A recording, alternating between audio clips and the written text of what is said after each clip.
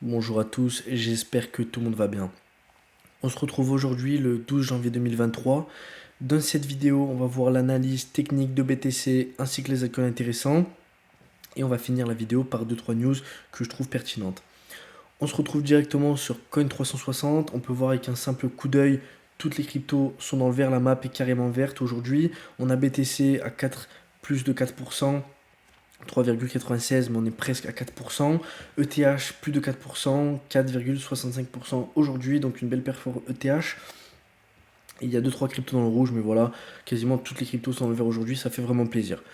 Pour les cryptos qui ont le plus performé durant les 24 dernières heures, on a NIR et Avalanche.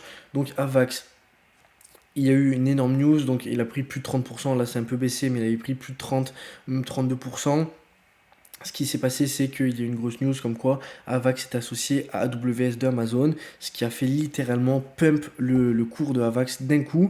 Donc voilà pourquoi une telle réaction de prix.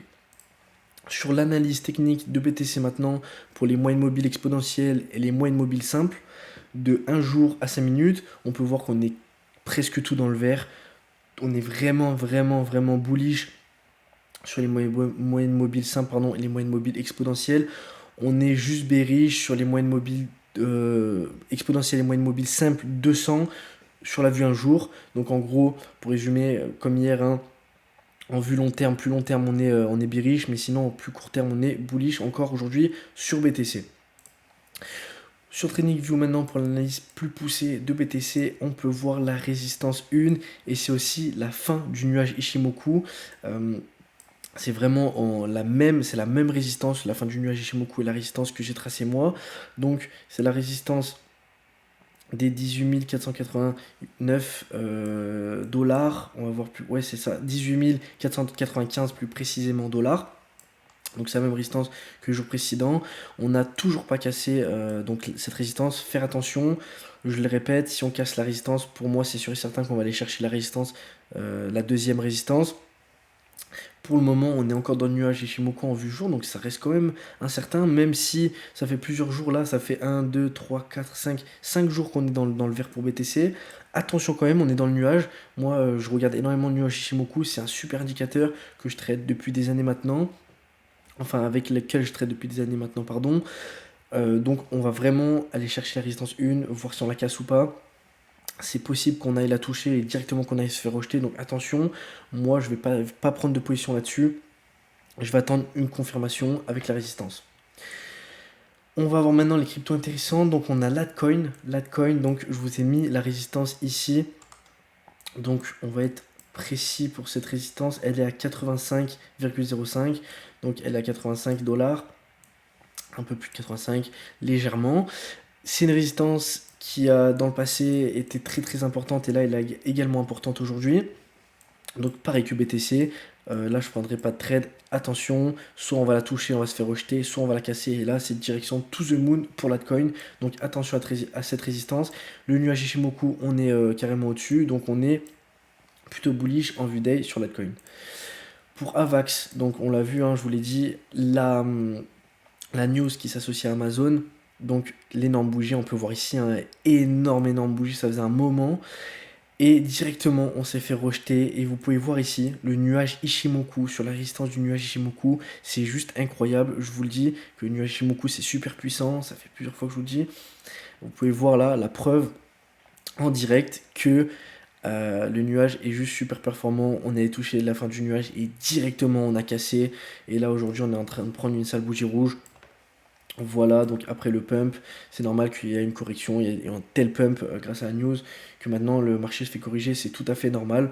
Donc là, j'ai rien à dire, je pense que Avax ça va encore baisser aujourd'hui et demain. Sur XRP très intéressante XRP. Donc vous voyez en bleu les résistances et en vert les supports. On est en plein sur la première résistance. Sur XRP, donc pareil que BTC, si on casse la résistance là à la hausse, on va chercher directement la deuxième. Donc je vais essayer d'être précis pour la première résistance. On se retrouve à 0,371, 0,3719 plutôt pour être encore plus précis. Et après la seconde résistance à 0,3897. Donc Voilà pour XRP. Donc attention, pareil que BTC, hein, je vous l'ai dit. On va voir ce qui va se passer. On a également un support qui est pas très loin ici, à 0,355. Donc là, on est entre les deux. À voir. Moi, je pense que je vais passer un trade si jamais on casse cette résistance à la hausse. Et pourquoi pas aller toucher un take profit par ici. Et un stop loss assez serré. Sur XRP, donc ni bullish ni bearish. On attend confirmation également. On a NIR. NIR, donc aujourd'hui, il y a quelques jours c'était intéressant, mais là, NIR, aujourd'hui on rentre dans le nuage Ishimoku. Il n'y a pas vraiment de support et de résistance très importante sur NIR. Voilà, pas du tout crypto pépite. Je vais venir aujourd'hui, on va voir dans les prochains jours ce qui va se passer.